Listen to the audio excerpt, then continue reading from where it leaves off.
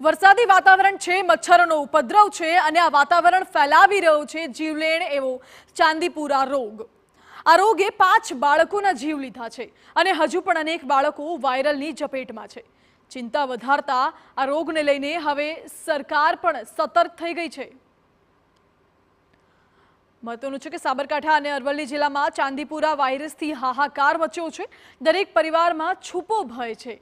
દરેક બાળકના માતા પિતા ચિંતા કરી રહ્યા છે, ડરી રહ્યા છે, કારણ કે ચાંદીપુરાએ અત્યાર સુધી 5 બાળકોનો ભોગ લીધો છે. હજુ પણ 3 બાળકો સારવાર હેઠળ છે અને 1 બાળકની હાલત ગંભીર છે. ખાનગી તબીબો પાસે જતા દર્દીઓમાં પણ આ રોગના લક્ષણો હોય તો સિવિલનો સંપર્ક કરવાના આદેશ અપાયા છે. હાલમાં આ અંતર્ગત આપણે ગુજરાત સરકાર દ્વારા પણ સ્ટેટ લેવલથી આનું મોનિટરિંગ કરવામાં આવી રહ્યું છે. બીજું, સાબરકાંઠા અરવલ્લીમાં કેસ વધારે હોવાથી પ્રાઇવેટ પ્રેક્ટિશનર્સને પણ એ પ્રકારની જાણ કરવામાં આવી છે કે આ પ્રકારના સિમ્ટમ્સ ધરાવતા કોઈપણ દર્દીઓ એમને અહીંયા આગળ મોકલવામાં આવી રહ્યા છે. વધુમાં અત્રેની હોસ્પિટલ ખાતે મેડિકલ કોલેજ હોવાથી અહીંયા આગળ પણ પીડિયાટ્રિકની અમારી ટીમ તૈનાત છે અને આ કેસને કેવી રીતે એનું ટેકલ કરવું એના માટે પણ એ સજ્જ ટીમ છે.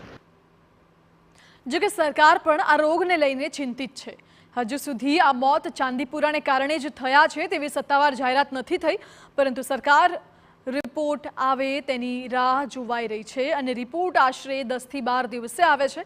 સરકારે કામગીરી તો કરી છે, પરંતુ સાથે જ સાવધાની રાખવી એ પણ ખૂબ જરૂરી બની ગઈ છે. હાલમાં 7 દર્દીઓ સારવાર હેઠળ છે.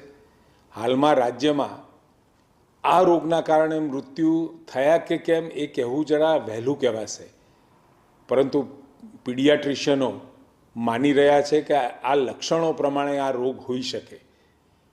આ વાયરસની ચકાસણી માટે આપણે નમૂનાઓને પૂના ખાતે મોકલ્યા છે. એનું પરિણામ આવેથી આપણને ખબર પડશે કે આ જે રોગ છે ચાંદીપુરમ છે કે બીજું.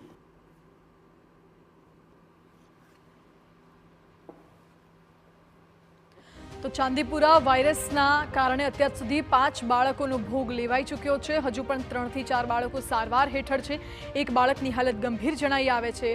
ચાંદીપુરા વાયરસ આખરે છે શું, તેના લક્ષણો શું છે, આ વાયરસ કેવી રીતે ફેલાય છે અને કયા વયના બાળકોને આ વાયરસ અસર કરે છે, તે તમામ વિગતો જાણવી પણ અગત્યની બની રહે છે. એટલે એ તમામ વિગતો વિશે પણ વાત કરીએ.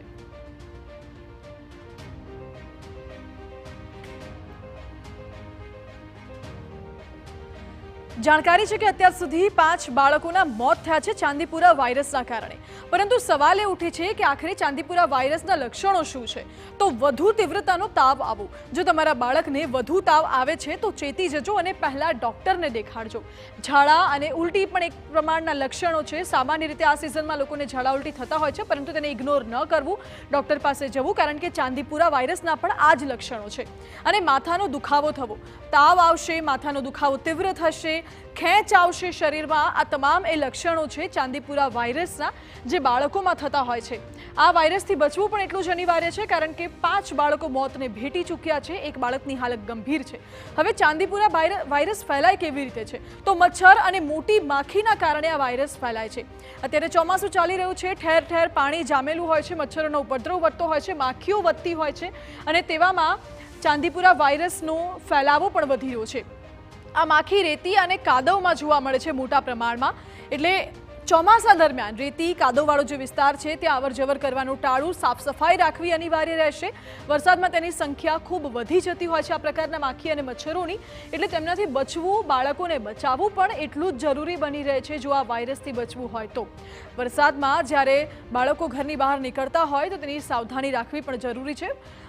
મોટા ભાગમાં 9 મહિનાથી 15 વર્ષ સુધીના બાળકોમાં આ ચાંદીપુરા રોગ ફેલાતો હોય છે. એટલે ખાસ આ વયના બાળકોએ વિશેષ ધ્યાન રાખવું પડશે. તેમના માતા પિતાએ વિશેષ સાવધાની અને તકેદારી રાખવી પડશે. આ વાયરસ ચેપી નથી. જી હા, આપને એ પણ જણાવી દઈએ કે ચાંદીપુરા વાયરસ ચેપી રોગ નથી, પરંતુ મચ્છર માખીથી ફેલાતો રોગ છે. એટલે એ પ્રકારે તકેદારી રાખવી પડશે.